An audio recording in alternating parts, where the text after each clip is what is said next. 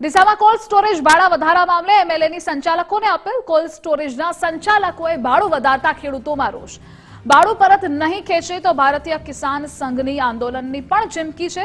ધારાસભ્ય Pravinbhai માળીએ cold storage સંચાલકોને વિનંતી કરી. ખર્ચ ઘટાડી ખેડૂતો પાસેથી ભાડું વ્યાજબી લેવા વિનંતી કરી.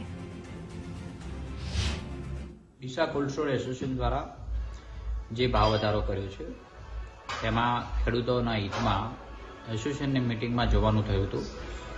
ત્યારે મેં ડીસાના ધારાસભ્ય તરીકે એક વિનંતી કરી હતી કે જે રીતે મોંઘવારી આપ જે કહી રહ્યા છો કે બિલમાં વધારો થયો છે, લેબરમાં વધારો થયો છે, એ પ્રમાણ જોતા દરેક વર્ષે અથવા 2 વર્ષે 3 વર્ષે વધારો કરવો એના કરતાં દરેક કોલ્ડ સ્ટોરના પોતાના ખર્ચમાં ઘટાડો થાય એ જરૂરી છે. એના માટે મેં સૂચન કરેલું હતું કે કાર્બન ઉત્સર્જન ઘટે એટલે સોલરનો ઉપયોગ કરવો, રેન વોટર હાર્વેસ્ટિંગ કરવું. ડીસા કોલ્ડ સ્ટોરેજ એસોસિએશનની બેઠક 26મી જાન્યુઆરીએ યોજાઈ હતી, જેમાં જિલ્લાના 200 કોલ્ડ સ્ટોરેજના સંચાલકો ઉપસ્થિત રહ્યા. 2024ના વર્ષ માટે ભાડું નક્કી કરવામાં આવ્યું હતું અને બેઠકમાં કોલ્ડ સ્ટોરેજના ભાડામાં 20 પૈસાનો વધારો કરતા ખેડૂતોને પ્રતિ કિલોએ ₹10નો વધારો ચૂકવવો પડશે. સાથે પ્રતિ 50 કિલોએ ₹12.50 ગ્રેડિંગ ચાર્જ અલગથી વસૂલવાનો પણ નિર્ણય લેવાયો.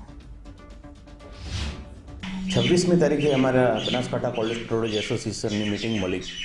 એમાં જે કોલ્ડ સ્ટોરેજના ભાડા બાબતે ચર્ચા વિચારણા થઈ અને આ વખતે અમે 20 પૈસા જેવો ભાડામાં વધારો કરેલ છે. અને એનું મેઇન કારણ જે છે, જે ગયા વર્ષે 6 થી ₹6.5 યુનિટનો વીજળીનો દર હતો એ ₹8.5ની આજુબાજુ અત્યારે થઈ ગયો છે અને લેબર ચાર્જીસમાં વધારો થવાથી આંશિક વધારો કરેલો છે. હા, 20 પૈસા એટલે 50 કિલોની આજુબાજુનો એક બેગ હોય છે, તો એને ગણતરી કરીએ તો ₹10ની આજુબાજુ પર પેકેટનો વધારો થયો છે. કોલ્ડ સ્ટોરવાળા જે એસોસિએશને ₹10 ભાવ વધારો કરી દીધો છે. એક તો ખેડૂતોને ભાવ ઓછો મળવાના કારણે કોલ્ડ સ્ટોરમાં મૂકવાની વ્યવસ્થા કરવાની હોય છે અને એમાં પણ ખેડૂતોને ₹10 ભાવ વધારો કર્યો છે એ પણ પોસાય એમ નથી. હમણાં જ ખેડૂતોને માવઠાની અસરથી પણ નુકસાન થયું હતું. વેપારીઓને અમારી ખેડૂતોની નમ્ર વિનંતી છે કે આ ભાવ વધારો વધારે નહીં અને છે એમાં પણ ઘટાડો કરે. આ બનાસકાંઠા જિલ્લામાં બટાકાનું અમારે ખૂબ વાવેતર થયું છે, પણ હવે આ કોલ્ડ સ્ટોરેજ એસોસિએશન દ્વારા ભાવ વધારાની વાત કરવામાં આવે એટલે અમારે તો છેલ્લા 4-5 વર્ષથી બટાકામાં કોઈ મળતું હોય નહીં.